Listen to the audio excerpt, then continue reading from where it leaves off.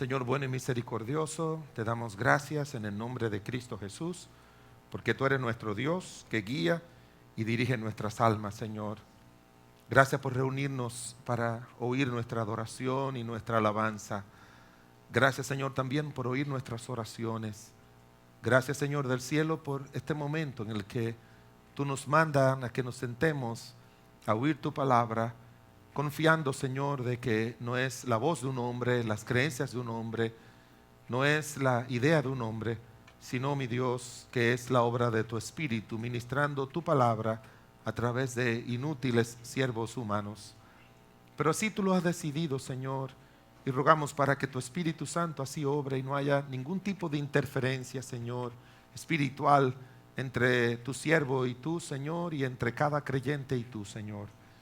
Mira aquellas almas que no tienen a Cristo como su Señor y Salvador, que tú les ayudes a darle el paso de la salvación en este día, de poner a Jesucristo como el Salvador de su vida, el que le limpie de todos sus pecados, le dé la vida eterna y le dé herencia entre los santificados.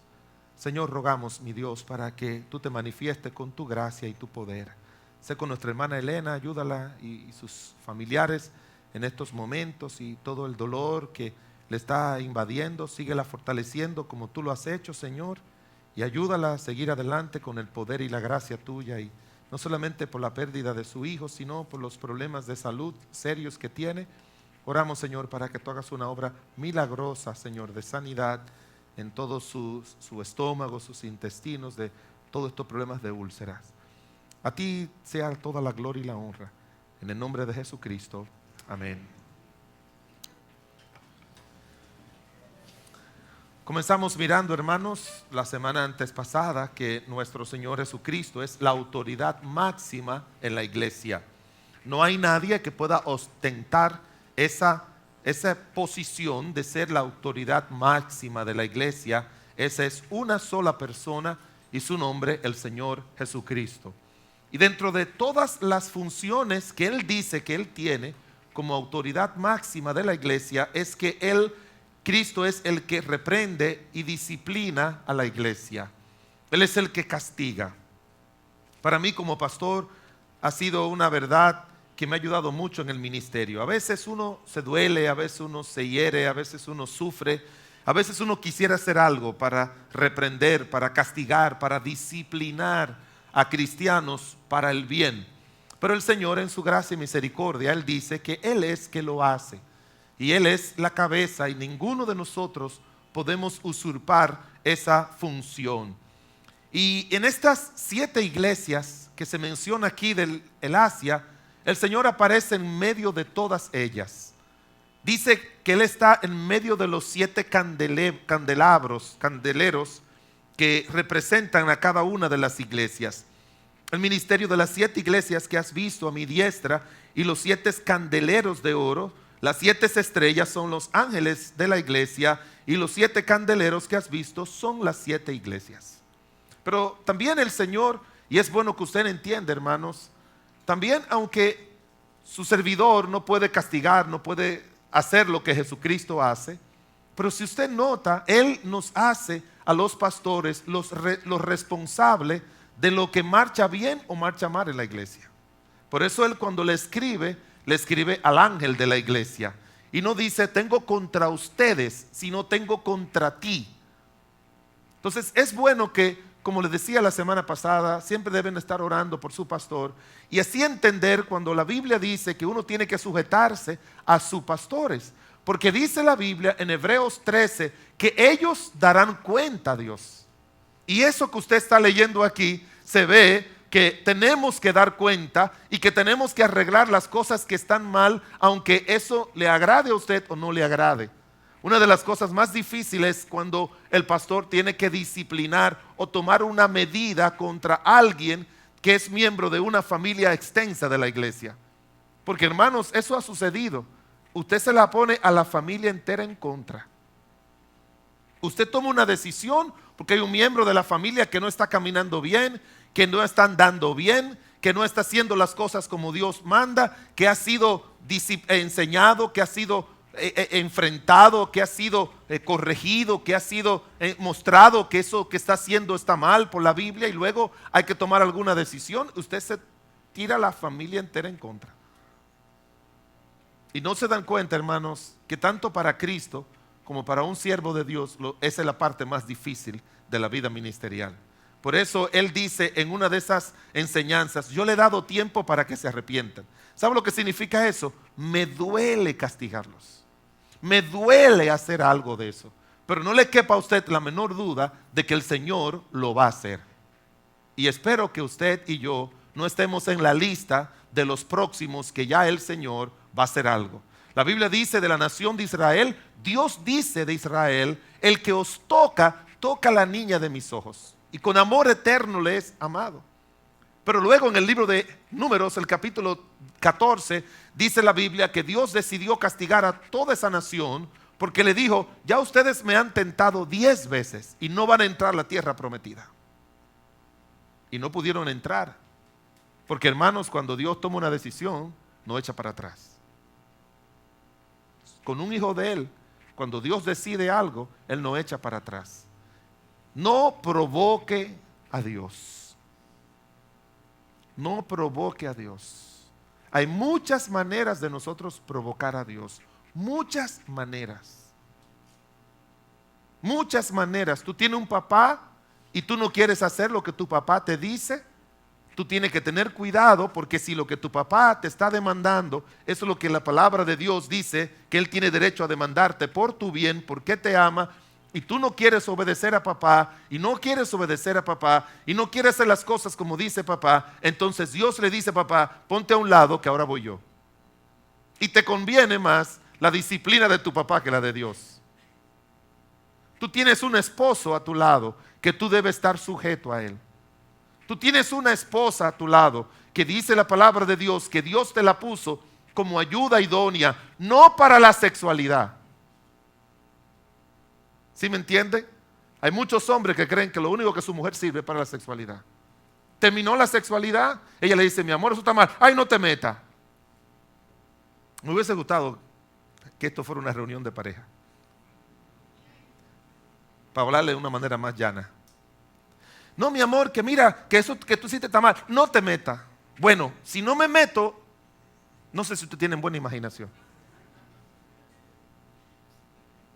Te lo digo de corazón, no estoy jugando, estoy en serio. La mujer que tú tienes a tu lado, tú tienes que tomarla en cuenta. Dios te va a hablar a través de ella. Dios te va a hablar a través de tu marido. Dios te va a hablar a través de tus padres. Dios utiliza a esas personas para acercarse a nosotros y decirnos en cuáles cosas estamos mal o estamos bien. Él tiene el derecho para reprender y disciplinar. Y siempre Él nos habla a través de otros. Siempre. Cuando tú y yo no le hacemos caso a Dios, Él va a usar a otros.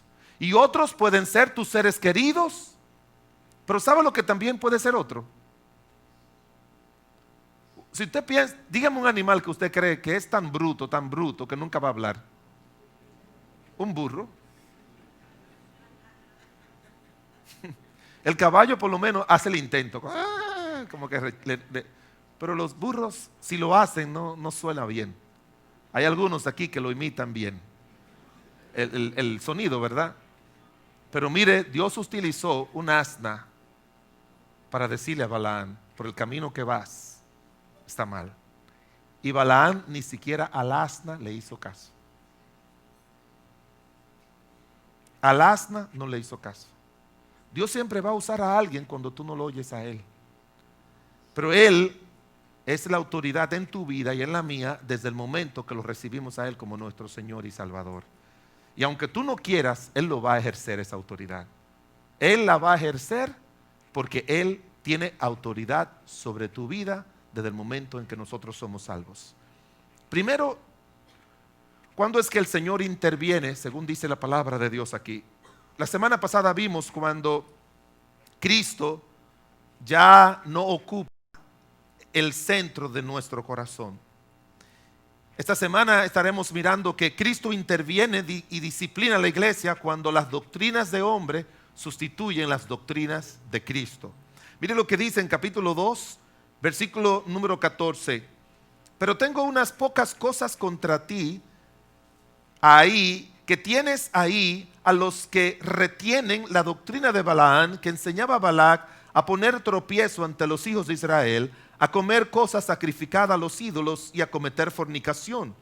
Y también tienes a los que retienen la doctrina de los nicolaitas, las cuales yo aborrezco.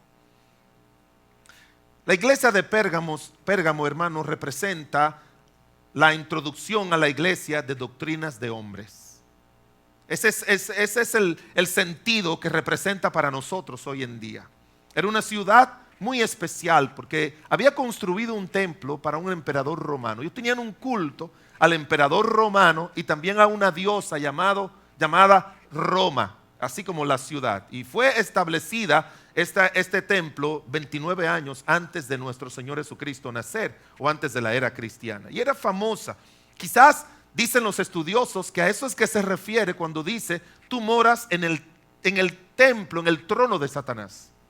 Habían dos cultos fuertes, uno a una diosa inventada y otra a un hombre, al emperador. Tenían ese culto al emperador. Y esto es una mezcla, porque, hermanos, cuando uno llega a Cristo, uno llega mucho con ese ropaje espiritual, mental, cultural del lugar de donde uno viene. Y eso también lo afecta a uno espiritualmente. Así que era muy parecido lo que pasaba en la ciudad que lo que todavía pasaba en el corazón de esta congregación. El maligno ya había introducido en los judíos doctrinas de hombres. En una ocasión nuestro Señor Jesucristo dijo una máxima, una verdad que yo sé que usted ha leído en la Biblia, en los evangelios. Oiga lo que dijo Cristo refiriéndose a los judíos. Le preguntaron pues los fariseos y escribas: ¿por qué tus discípulos no andan conforme a la tradición de los ancianos, sino que comen pan con manos inmundas? Respondiendo él les dijo: hipócritas, bien profetizó de vosotros Isaías, como está escrito: este pueblo de labios me honra, mas su corazón está lejos de mí, pues en vano me honran, enseñando como doctrinas mandamientos de hombres. Hay un momento, hermanos, que la tradición, y recuérdense que la palabra tradición en teología no significa lo mismo que por tradición los dominicanos comen habichuela con dulce en Semana Santa. ¿Me entiende? No se refiere a eso. Tradición es que los líderes religiosos de hace 200 años, y eso aplica igual a la iglesia católica. Usted le pregunta a un sacerdote católico que dónde ellos basan su fe. Ellos le van a decir en dos cosas: en la Biblia y en la tradición. Pero la tradición no es que celebran el día tal, no. La tradición significa que lo que los teólogos o los creyentes de ellos de hace 800, 2000, 1200 años atrás establecieron como norma en la iglesia, ellos la siguen respetando. Eso es lo que se llama tradición, teológicamente hablando. Así que si Agustín de Hipona, que fue uno de los de ellos, estableció algo, ellos lo hacen porque ellos creen que aquellos que establecieron algo de la iglesia, Dios fue que lo dirigió. Aunque no es así, porque Dios no dirige nunca a su iglesia a creer algo que está contrario a la palabra de Dios. Y entonces, cada vez yo tenía un listado de cómo han llegado María a estar en la posición que ellos le han puesto. Y hay una declaración, porque son asuntos de sínodos. Yo le he contado varias veces que estando en Roma entré al Museo del Vaticano, y entrando al Museo del Vaticano me senté, porque me gusta el arte, la pintura, me senté por una hora con mis audífonos en la Capilla Sistina, un lugar precioso, pintado por un hombre que pintó tantas cosas y él ni creía en Dios mucho, ni creía en religiosos. Si usted lee la historia y usted mira detenidamente, muchos de los frescos que están pintados en la Capilla Sistina es una burla de Miguel Ángel al Papa, al clero. Es burla, que después con el paso del tiempo fue que se dieron cuenta, pero lo han dejado ahí porque nadie observa eso, a menos que sean los que ya han estudiado sus obras y que conocen no solamente sus sus pinturas, sino también sus escritos, porque él no era pintor, era un escultor, pero le pidieron que hiciera eso y es una obra preciosa. Usted tiene que sentarse así y pasarse el día entero, porque la Capilla Sistina es más pequeña que esta iglesia, que este templo, pero muy pequeña, pero muy bonita, y están pintados todos en el techo. Y yo allí miré y le di al número donde aparece lo que ellos llaman la ascensión de María. Y ellos dicen que ellos comenzaron a un sínodo, creo que si no mal recuerdo, 1852, si no mal recuerdo, 1848 a 1852, y comenzaron a discutir si María ascendió al cielo igual que Cristo. Pero muchos decían que eso no se encuentra en la Biblia. Asimismo, todo eso se lo dicen a usted en los audífonos.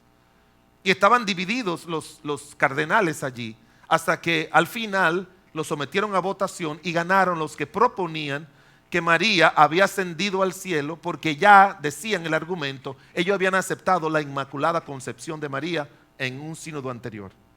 Entonces todas esas creencias no las van a cambiar, porque ellos creen que lo que se fueron iluminados en ese momento, según ellos, tenemos que seguirlo creyendo nosotros. Eso es lo que teológicamente se llama la tradición, y eso pasó con los judíos. ¿Cuál es el problema de eso? Que todo eso sustituye los mandatos y las doctrinas del Señor. Y cuando usted hace algo que no es lo que Dios manda, usted está adorando a Dios, pero no lo está haciendo de corazón, porque para hacerlo de corazón tiene que creer lo que Él cree. Dios no acepta nada que usted haga para Él porque alguien le ha dicho que lo haga. Dios lo acepta porque usted lo cree, y lo que cree viene de Él. Él es el que nos dice qué creer, Él es el que nos dice qué adorar, Él es el que nos dice qué hacer. Él no lo deja a la imaginación de los hombres. Él no lo deja a la reflexión de los hombres. Cuando usted en Estados Unidos y en muchos lugares donde hay teólogos, gente que tienen años estudiando la teología, ellos se retiran un tiempo a un lugar, duran una semana en un sitio, y ellos dicen, estamos reflexionando.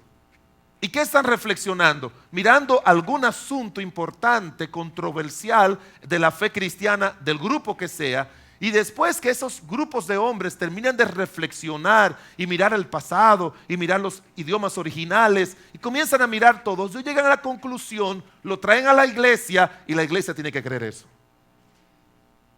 Hermano, nosotros no creemos ni debemos creer en reflexiones de los hombres, sino en la revelación de la palabra de Dios. Y por eso dice la Biblia aquí en el libro de Apocalipsis, tú tienes unas pocas cosas contra ti, que retienes la doctrina de Balaam. Pérgamo, hermanos, repito, era una ciudad muy idólatra, y se había metido este culto a esas creencias de personas ya conocidas, que habían tomado a esas personas conocidas y sus errores y males, y lo habían interpretado de otra manera para justificar lo que ellos hicieron. Balaam, dice la Biblia, era un hombre, como declara la palabra de Dios, que ponía tropiezo, que buscaba la manera de entorpecer el pueblo de Dios, de que el pueblo de Dios no siguiera fiel a Dios. Y por eso dice la Biblia que muchos retomaron, porque parte de lo nuevo hoy en día y siempre, ¿sabe lo que es? Retomar creencias antiguas. Mucho de lo que hoy en día se está introduciendo a la iglesia, que no son sanas doctrinas, son personas que están retomando cosas antiguas. Muchísimas de ellas.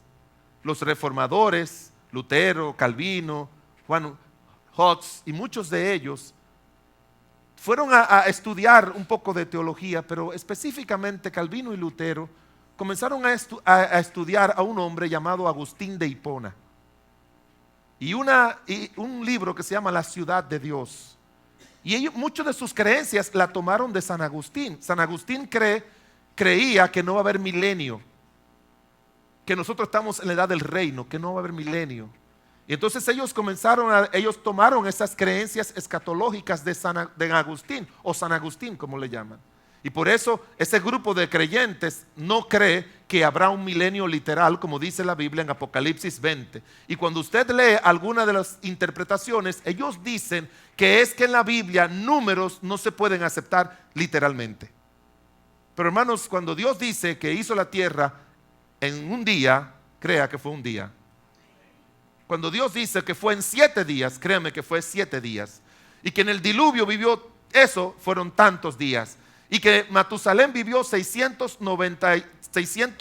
969 años, crea que vivió 969 años. Y que Adán vivió 930 años, crea que vivió 930 años. Y cuando dice que va a haber un reinado de 1000 años, crea lo que lo va a haber. No hay por qué creer una cosa de una manera y otra de otra. Pero ellos fueron donde Agustín y se refugiaron de las creencias de Agustín en muchas cosas más. Agustín llevó la doctrina de la elección y la predestinación a un extremo que no es lo que dice la Biblia. Y eso ha afectado mucho esas creencias. Así que mucha gente ha ido tomando, buscando lo que aquí dijo, lo que aquel dijo, lo que aquel practicó un día. Y eso fue Balaán, que habían pasado más de 2000 años cuando él existió. Dice la palabra de Dios que habían un grupo aquí que estaban creyendo, introduciendo esa mala doctrina para el pueblo. Pero también había otro hombre que se llama Nicolás. De eso no nos dice mucho la Biblia. Solo le digo lo que los libros dicen. Algunos dicen que Nicolás representa a uno de los 7 diáconos. Usted recuerda en Hechos 6 cuando eligieron los diáconos, que estaba Esteban. Uno de ellos era Nicolás. Felipe también estaba y uno de ellos era Nicolás. Y ellos dicen que ese Nicolás era ese diácono que se descarrió y comenzó a querer tener un control sobre el pueblo que Dios, porque la palabra, los nicolaitas según dicen, era que no necesitábamos pastores, no necesitamos líderes en el pueblo, sino que el propio pueblo se puede dirigir a sí mismo. Y eso es una manera de sacar a Dios del escenario, porque Cristo es el que establece, constituye a los líderes en su iglesia. Él mismo, dice en Efesios, él mismo constituyó a unos apóstoles, a otros profetas, a otros evangelistas y a otros pastores y maestros. Él fue el que lo hizo. Entonces, estas dos creencias se habían metido allí adentro. Hermanos, las batallas más crueles que la iglesia de Jesucristo ha tenido que tirar en todos estos 2000 años, no fue con el Imperio Romano. El Imperio Romano mató a muchos cristianos, pero solamente duró cerca de 300 años, porque después con Constantino, pues ya los emperadores romanos dejaron de perseguir a la iglesia. La batalla no ha sido las filosofías humanas, muchas filosofías. Los libros de historia presentan una tras otra filosofía, el humanismo, el existencialismo. Todas esas filosofías tenían como meta acabar con el cristianismo, matar el cristianismo. Era parte de que nuestra fe no estuviera fundada en lo de Dios. Pero esas no han sido las batallas más crueles que ha enfrentado la iglesia. No ha sido el paganismo. Porque aunque el paganismo en la Edad Media contaminó mucho a la iglesia, pues después de la Reforma Protestante, Dios ha ido obrando para que el paganismo, la idolatría, vaya desapareciendo de las creencias de la gente en este mundo. Lo que ha sido y lo que Satanás siempre ha usado son las malas doctrinas. Las malas doctrinas ha sido el arma favorita de Satanás para hacer que la obra de Dios no sea edificada como el Señor manda. Usted tiene que tener mucho cuidado con lo que lee. Usted tiene que tener mucho cuidado cuando alguien le dice, vamos allí a aquella iglesia. Usted tiene que mirar a ver qué cree esa iglesia, qué piensa esa congregación. Tiene que tener mucho cuidado. A mí me enseñaron que cuando tú te pones bajo la autoridad de la enseñanza de algo, tú puedes ser afectado porque todos somos vulnerables cuando nos sentamos a oír a alguien. Todos somos vulnerables, para bien o para mal, pero todos somos vulnerables. De manera, hermanos, que de esos hombres, muchos de ellos que yo he estudiado en los libros, algunos se pueden decir que eran apóstatas, otros quizás no. Un apóstata es el que se ha divorciado. Esa es la palabra apostasía, significa divorcio en el idioma griego. Se ha divorciado de la verdad, se ha apartado de la verdad y se ha casado con el error. En el Antiguo En la historia de la iglesia, en los años 300, 400, 600, 1000 de la iglesia, usted puede encontrar algunos con nombres, porque siempre tienen nombres. Solamente le voy a mencionar 3. Basilides fue un líder que introdujo el gnosticismo a la iglesia. Los gnósticos decían que el espíritu es bueno, pero el cuerpo es malo. Y hicieron toda una creencia que todavía persiste hasta el día de hoy. Y eso lo trataron de introducir en la iglesia. Cuando el apóstol Juan escribió en Primera de Juan, muchos de sus escritos apuntaban para combatir al gnosticismo. Juan es el que dice que Jesucristo no solamente vino en espíritu, que Cristo vino en carne. Él afirma mucho eso. Es por eso, es por el gnosticismo. Y como eso tiene muchas creencias. Hay uno muy famoso que se llama Marción, que era hijo de un cristiano, de un obispo cristiano, que decía que hay oiga bien lo que él decía, hay un Dios supremo que es el Padre de nuestro Señor Jesucristo. ¿Usted está de acuerdo con eso? Que hay un Dios supremo que es el Padre de nuestro Señor Jesucristo. ¿Qué ustedes piensan de eso? Dios, el Padre de nuestro Señor Jesucristo. Él dice, ese es el Dios supremo. Y que ese Dios, que es el Padre de nuestro Señor Jesucristo, es superior al Jehová del Antiguo Testamento. Ahora sí lo dañó. Porque siempre, hermanos, el error parte de la verdad. Nunca se olvide de eso. El error siempre parte de la verdad, porque eso es lo que despierta el interés de los demás. Siempre el error parte. Entonces usted dirá, pastor, ¿y cuál es el argumento? Él dice que ese Jehová del Antiguo Testamento era muy castigador, muy vengador, muy sangriento, mientras que el Dios, el Padre de Cristo del Nuevo Testamento, es un Dios de amor, es un Dios de misericordia, es un Dios de gracia. Mire, si usted ha leído bien el Antiguo Testamento, nuestro Dios era un Dios de amor, de gracia y misericordia. Y si lee bien el Antiguo Testamento, Dios es un Dios que castiga. Si usted lee bien el Nuevo Testamento, nuestro Dios es un Dios de gracia y de misericordia. Pero si lee bien, sabe que nuestro Dios es fuego consumidor. Que horrendas cosas es caer en manos del Dios vivo. Pero así era, fíjese cómo era que este hombre, Marción, afectó mucho, por mucho tiempo. Y trajo mucha confusión sobre la cristiandad en esa época. Había otro muy famoso. Si usted ha leído algún libro de historia del cristianismo, ese se llamaba Arrio. Y Arrio fue el primero que introdujo que Jesucristo no es Dios.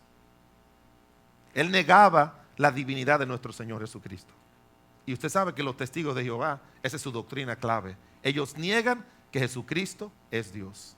Hermanos, si Cristo no es Dios, no podemos creer en Él. Porque Dios nunca nos ha mandado a creer en un hombre ni en un ángel. Ellos dicen que Cristo fue un ángel. Porque en el Antiguo Testamento, antes de Cristo venir y encarnarse, Él aparecía como el ángel de Jehová. Pero eso era solamente una manifestación por momentos. Como también el Espíritu Santo no actuaba de una manera fija, sino de una manera, en momentos venía y se iba. Y si alguien le dice, no, pastor, es que mire, la Trinidad es Dios Padre, Dios Hijo y Dios Espíritu Santo. El Padre es mayor, después va el Hijo y después el Espíritu Santo. No. ¿Sabe la razón por la que se dice Dios Padre, Dios Hijo, Dios Espíritu Santo? Porque en el Antiguo Testamento, el que trabajó con los hombres, ¿cuál fue? El Padre.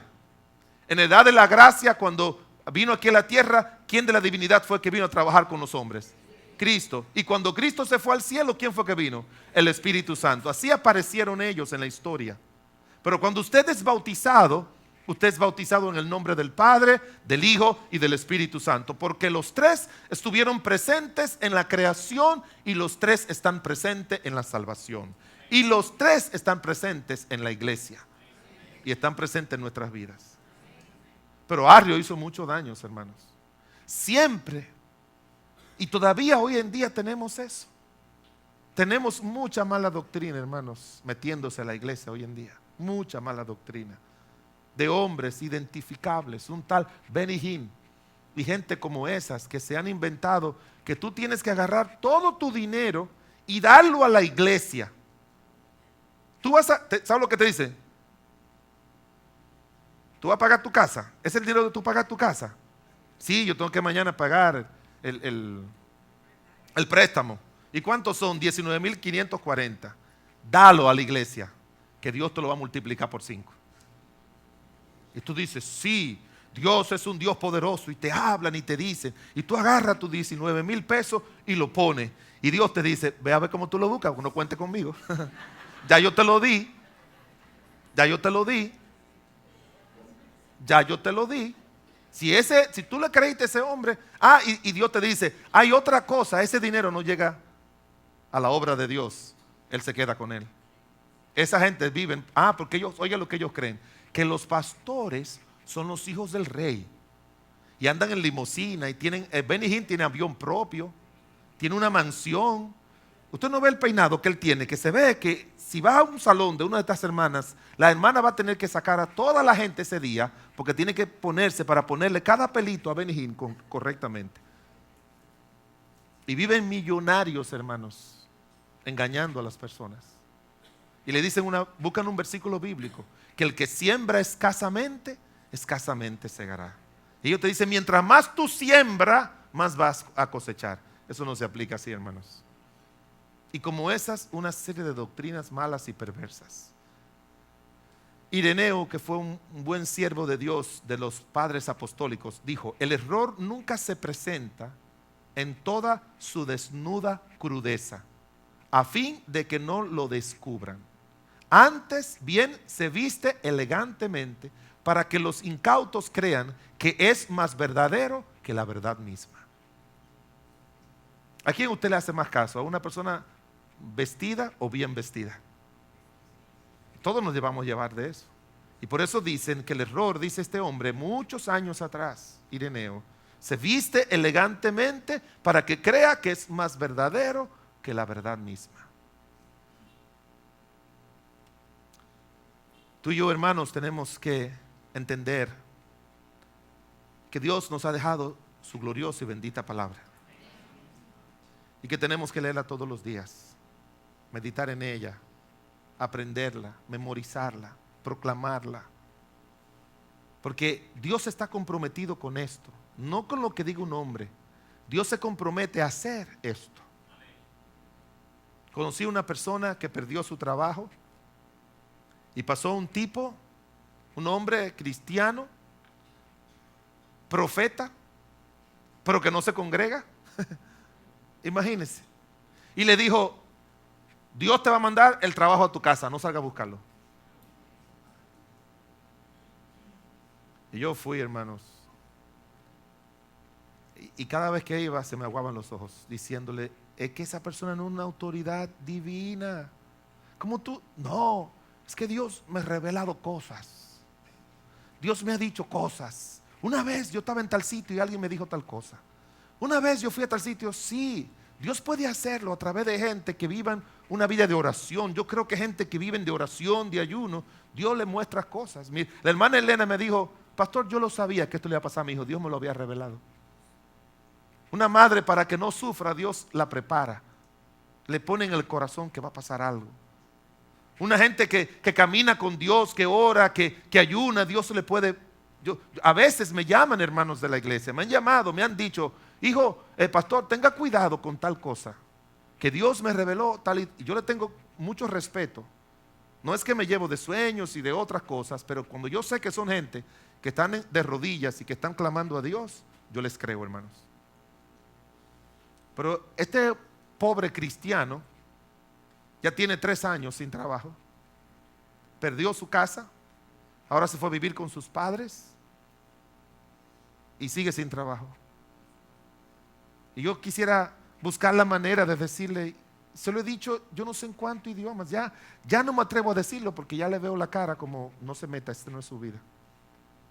Y no es nadie de aquí de la iglesia. Pero hermanos, andan, como dice la Biblia, han salido muchos por el mundo. ¿Tú lo has leído en 1 de Juan 2? Han salido muchos por el mundo. Sale gente por ahí que no tiene nada que hacer. Cuando yo estaba en la UAS estudiando, me mandaron al 28 a hacer una práctica cuando me estaban enseñando estos asuntos de un libro que se llama DSM-4. manual de diagnóstico y de enfermedades. Y tuve que hacer varias prácticas allá. A mí se me rompía el corazón cuando entraba a los pabellones donde están las personas con problemas mentales y venía uno y me decía: mire, Jesucristo viene, Jesucristo le salva, Jesucristo dice que usted... Y yo me dolía en mi corazón porque las personas piensan como que el ser cristiano vuelve a la gente loca. Y no es que eso sea obra de Cristo ni de Dios, es que esas personas toman su mal, lo hace refugiarse en ese tipo de cosas. Y hay mucha gente, hermanos, que hoy en día andan por el mundo, que no se sujetan a nadie, ni aún al Señor Jesucristo, que a nadie le hacen caso, a nadie, absolutamente a nadie le hacen caso. Pero ellos andan por ahí enseñándole a los demás. Y la gente que cree que Dios habla así, la gente que cree que Dios hace eso, son la gente que más fácilmente creen cualquier mala doctrina, porque fulano lo dijo. Una vez vinieron donde mí y me dijeron: pastor, aquí hay una cinta de un hermano que Dios lo llevó al infierno y él tiene un testimonio tremendo y él quiere venir a su iglesia para dar testimonio del infierno, que él fue y lo que él vio. Yo le dije: no me lo traiga por acá. Yo no quiero saber nada del infierno, yo no voy para allá. Es suficiente con el infierno de algunos hermanos de la iglesia. Yo no quiero más infierno, yo sé lo que es el infierno. Yo no quiero saber, Dios no le va a revelar a nadie lo que es el infierno. El apóstol Pablo, un hombre de Dios, tuvo una revelación y dice la Biblia, fue llevado ¿a dónde? Al tercer cielo. Y allí vi cosas inefables. Si Dios te va a mostrar cosas, te va a mostrar cosas buenas. Pero tiene que tener mucho cuidado, hermanos. Tiene que tener mucho cuidado. La doctrina de los hombres son las culpables de que la gente deje los mandatos de Dios. Son los culpables de que muchas personas no obedezcan al Señor, no hagan las cosas como Dios manda. Por eso dice la palabra de Dios allí en el libro de Marcos que leímos: este pueblo de labios me honra, su corazón está lejos, porque en el corazón solo tiene que estar la doctrina del Señor, los mandatos del Señor. Y cuando una persona viene aquí y se sienta y no está obedeciendo a Dios en su vida, en cualquier manera, y no está cumpliendo los mandatos de Dios de cualquier manera, y abre su boca para orar, para cantar, Dios no acepta esa adoración. Y si abre su boca para orar, Dios no hace caso a esa oración. Porque dice la Biblia en el libro de Proverbios que cuando tú no cumples los mandamientos de Dios, tus oraciones son abominación a Dios. De hecho dice que si tú no cuidas bien a tu esposa, tus oraciones van a tener estorbo. Imagínense. Ya Tulio abrazó a Karen de que yo dije eso de una vez. Hay que ponerse al día, ¿verdad, Tulio? No, la tiene abrazada hace rato. Pero ¿sabe qué, hermanos? Aún eso dice la Biblia, porque eso es un mandato. Eso es un mandato. Recientemente mi esposa me habló algo y no discutimos, porque nosotros somos perfectos. Usted no lo cree eso, ¿verdad? Pero me dijo algo. Pero mira tú esto, entonces, y tú tampoco aquello, le dije yo. Y después me dijo: yo te quiero decir algo. Y yo me imaginaba que iba a venir con el telele ese. Y abrí la puerta y me fui. Y cerré la puerta. Yo no voy a oír eso. No voy a oír eso. No. Y después ella va y me dice: tú no sabías lo que yo te iba a decir. Sí, pero yo no quiero, he tenido unos días serios, fuertes. Yo no quiero peleadera, yo no quiero. No es que ella sea peleona, pero no quiero. Hay días que tú estás cansado, tenso. Hay días que tú no quieres como otra gotica más. Le he dicho: he pasado una semana malísima, tú lo sabes. Sí, yo lo sé, pero tú no sabes. Sí, ya. Y se fue a la cocina a preparar algo. Y yo, que soy un cristiano muy espiritual, tomé mi cojincito que yo tengo para orar y fui corriendo y lo tiré en el suelo donde yo oro. Y cuando me voy a arrodillar, el Señor dice: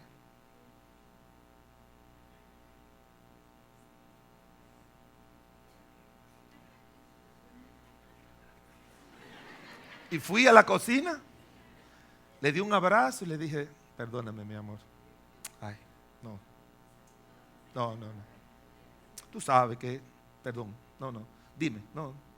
Sí, no, mi amor. Y ella, ese ángel de Dios, me dijo, yo sé que tú has estado muy difícil, no te preocupes, mi amor. No, pero tú sabes, cuando en momentos así lo que yo necesito es tu cariño, tu afecto, tu sí, sí, está bien, está bien.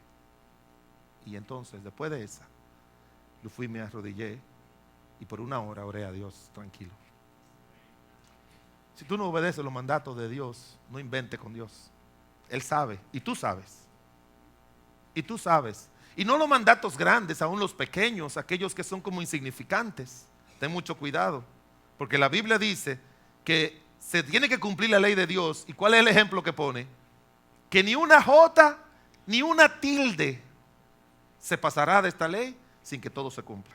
Entonces para Dios es importante el mandato, pero para Dios también es importante la jota y también una grafía pequeñita que se llama una tilde.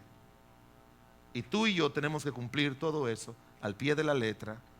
Y si no, podemos ser arrastrados. Esas personas que no obedecen los mandatos de Dios son los que son fácilmente arrastrados por la mala doctrina.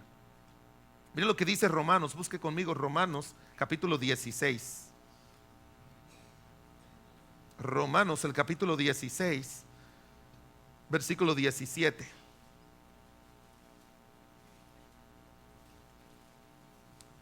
Romanos 16, 17.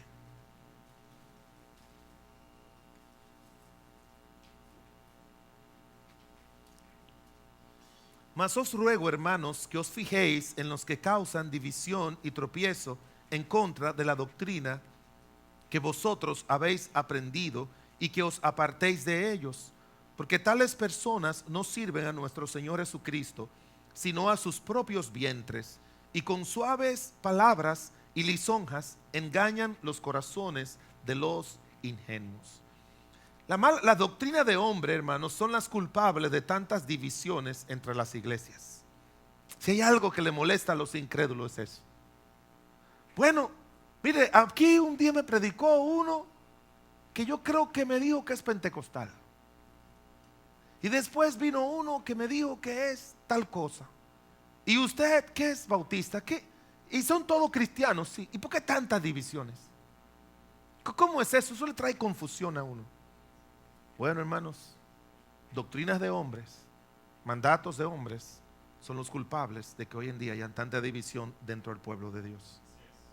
Esos son los culpables. Muchas divisiones, muchas contiendas, muchos problemas. Todavía hay iglesias, hermanos, que se están dividiendo porque alguien introdujo algo que no viene de Dios. Y mire como dice la Biblia, no es una ofensa, pero es para que usted no sea de ese partido malo que nunca queremos que llegue al poder. ¿Sabe cuál es ese partido malo que nunca queremos que llegue al poder? Los que el Señor llama los ingenuos. Engañan los corazones de los ingenuos. ¿Sabe quién es una persona ingenua? Lo que cree más a los hombres que a Dios. Ay, pero eso es un buen hermano. Yo batallo con cuando vamos a tomar una decisión en la iglesia. Ay, pastor, pero es el hermano fulano, es la hermana fulana. ¿Cómo le vamos a hacer eso? Ay, pastor, no. Sea para disciplinar, sea para ayudar, sea para cooperar, sea para dar, sea para reprender. Esto no es un asunto de que el hermanito fulano, la hermanita fulana y el hermanito mengano. No, hermanos. Tú y yo tenemos que tener normas establecidas, claras, bíblicas, cuando tú y yo vamos a hacer algo. Y tenemos que entender lo que la Biblia dice. Los ingenuos, hermanos, no toman en cuenta la palabra de Dios. Los ingenuos dicen, sí, pero no se puede ser tan legalista, no se puede ser tan cristiano, no se puede ser tan rígido, de vez en cuando. Mira, no, hermanos, no. Los ingenuos son los causantes de que mucha gente hoy en día esté creyendo cosas que no deben creer. Yo he encontrado gente que yo le he dicho, ¿y por qué tú eres miembro de esa iglesia? Bueno, tú sabes que es que mi tío, él va a esa iglesia y él me dijo que viniera y mi tío me ha ayudado mucho. Mira, esta casa yo la tengo por mi tío. Mi tío es que yo trabajo para él y yo no quiero, no. Abraza a tu tío, dale todo el cariño que tú quieras, dile, tío, te agradezco infinitamente, pero en las cosas de fe, Dios va primero. Y por favor, sígueme ayudando. Yo he sabido de personas que lo han votado, familiares, porque se entregaron a Cristo. Lo han votado de su trabajo porque le entregaron su vida a Cristo. Que no lo ayudan por eso, que no quieren saber, que le han hablado malísimo. Yo no quiero saber de ti, ya tú para mí no, para mí te moriste. Dígale, no, el Señor va primero. Nunca sea ingenuo, hermanos. Con la verdad hay que ser claro y firme. Con el error no se puede ser ingenuo de ninguna manera. En el libro de Segunda de Pedro, capítulo 2, versículos 1 y 2. Mira lo que dice la Biblia. ¿Qué es lo que causan las malas doctrinas? Pero hubo también falsos profetas entre el pueblo, como habrá entre vosotros falsos maestros que introducirán encubiertamente herejías destructoras y aún negarán al Señor que los rescató, atrayendo sobre sí mismos destrucción repentina. Y muchos seguirán sus disoluciones, y por causa de los cuales el camino de la verdad será blasfemado. Las malas doctrinas son los culpables de que mucha gente blasfeme el camino de Cristo. ¿Tú sabes por qué el socialismo, el comunismo es ateo? Cuando Karl Marx era hijo de un diácono de una iglesia protestante. ¿Sabe por qué? Porque él dijo, es imposible que Dios esté, y se lo digo porque eso es lo que dice la historia, no es una crítica, es imposible que Dios esté con los que están, con los que subyugan a los pobres. Porque usted y yo, cuando fuimos a estudiar historia, recordamos que siempre nos presentaban la sociedad en forma piramidal, una pirámide. Y ahí en la pirámide estaban primero los gobernantes, y en la segunda el clero, en la tercera los militares, y en la cuarta los artesanos, y luego la plebe. Y esta es más grande que aquella. Aquí hay más gente. Y ellos mirando decían, ¿cómo es que estos, el clero, están con los de arriba y no hacen nada por los de abajo? Y por eso ellos dijeron, si Dios tolera eso, entonces Dios no existe. Y el comunismo cree que Dios no creó al hombre, sino que el hombre creó a Dios para subyugar a los pobres. Por eso dice la Biblia que por causa de ellos el camino de la verdad ha de ser blasfemado.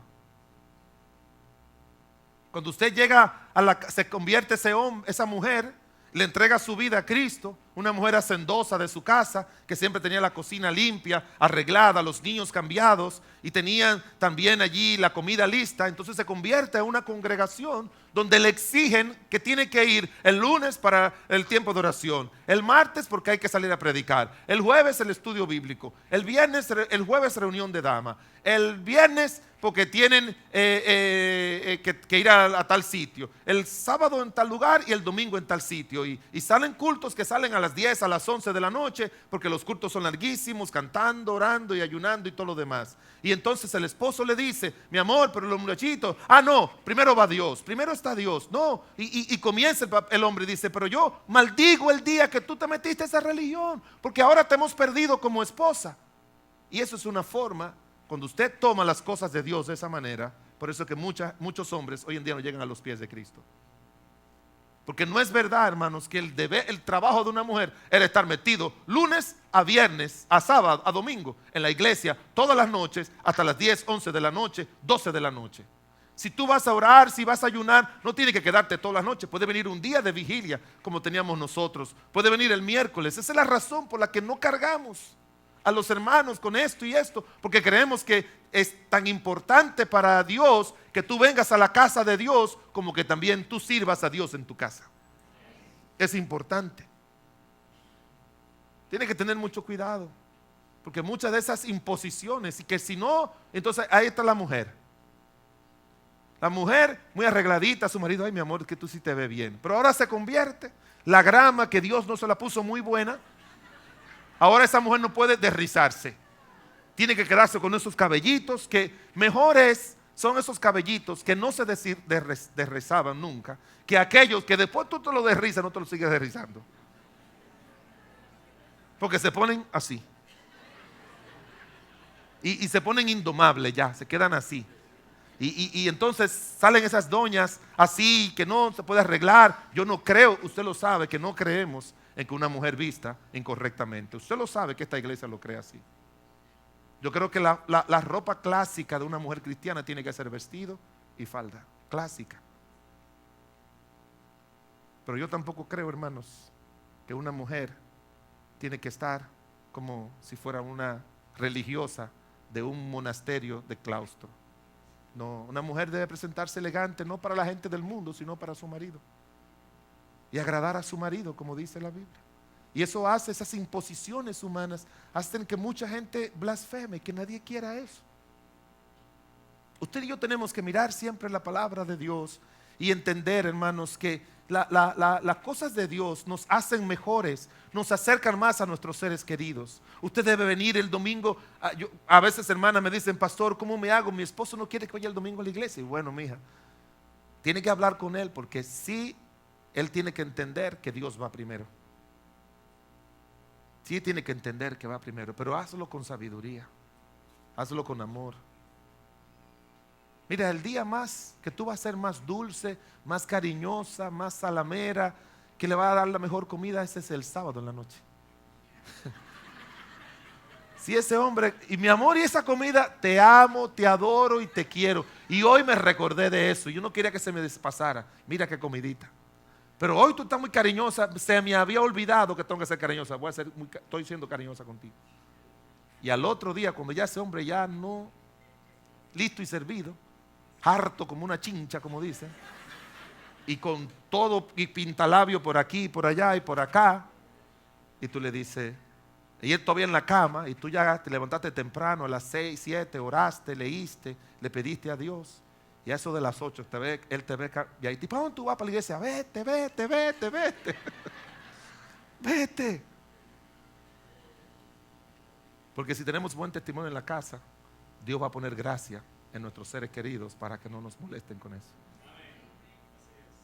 La buena doctrina, hermanos, es tener un buen espíritu, un corazón dispuesto para hacer las cosas como agradan a Dios, con sabiduría y con prudencia. Hay muchas otras enseñanzas que nos dice la Biblia que afectan mucho la mala doctrina. Y sabe, una de las cosas que dice la Biblia que más facilita la falsa doctrina, cuando tú no te congregas, cuando tú no aprendes. No le voy a leer esto, no solo voy a decir que lo busquen, porque se nos fue el tiempo.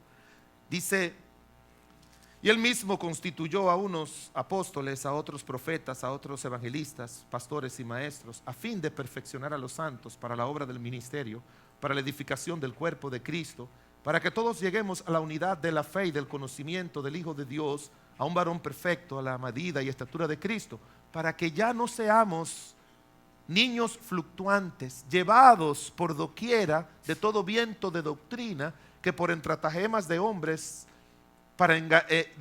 que para engañar emplean con astucia las artimañas del error, sino que siguiendo la verdad en amor crezcamos en todo aquel que es la cabeza, esto es Cristo, en quien todo el cuerpo, bien concertado y unido entre sí por todas las coyunturas, que se ayudan mutuamente según la actividad propia de cada miembro, recibe su crecimiento para irse edificando en amor.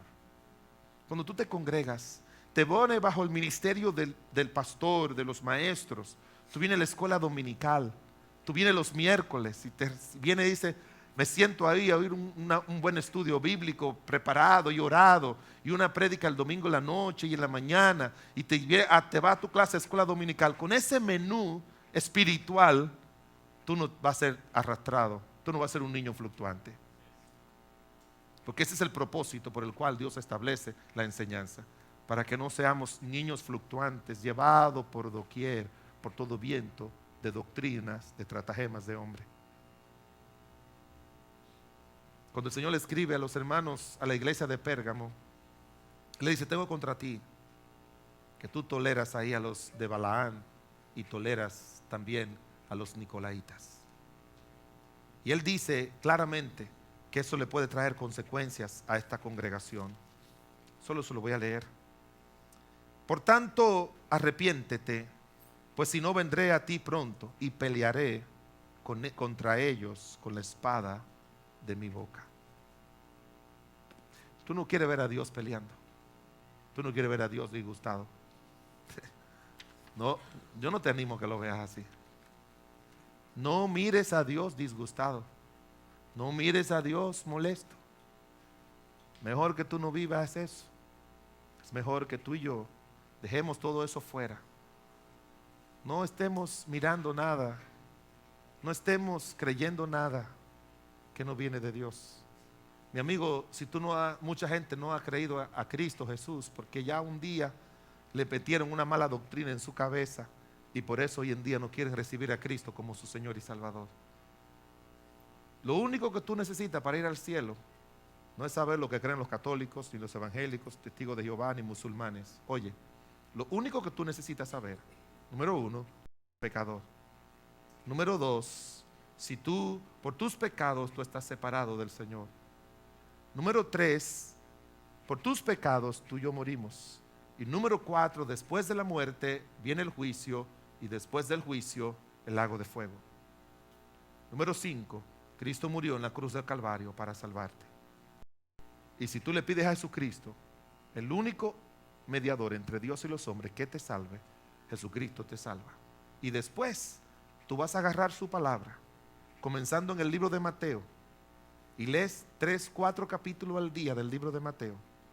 Y así va con Marcos, y luego Lucas, y luego Juan, y luego Hechos, y luego Romanos, y luego Primera y Segunda de Corintios, y luego Gálatas, Efesios, Filipenses, Colosenses, Primera y Segunda Tesalonicenses, Primera y Segunda de Timoteo, Tito, Filemón, Hebreos, Santiago, Primera y Segunda de Pedro, Primera, Segunda y Tercera de Juan, Judas, y luego el libro de Apocalipsis. Todos los días 3 o 4 tú vas a conocer los mandatos y las doctrinas de Dios. Recibe a Cristo. Y tú y yo, hermano, tenemos que estudiar la Biblia y quedarnos con lo que hemos aprendido correcto de la palabra de Dios.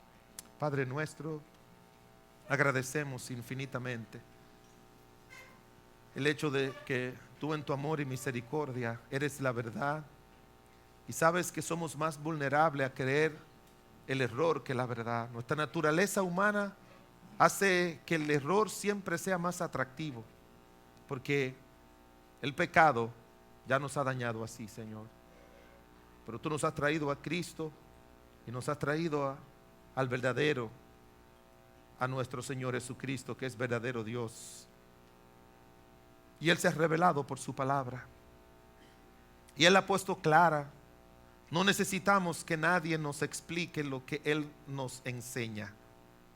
Necesitamos solamente aceptarlo por fe. Porque muchas explicaciones e interpretaciones viene mala doctrina. Oramos, Señor del cielo y de la tierra, para que tú estés ministrando de una manera poderosa y especial, Señor, en el corazón de cada uno de nosotros, para que la verdad de Dios permanezca en nuestros corazones, para creerla y para obedecerla.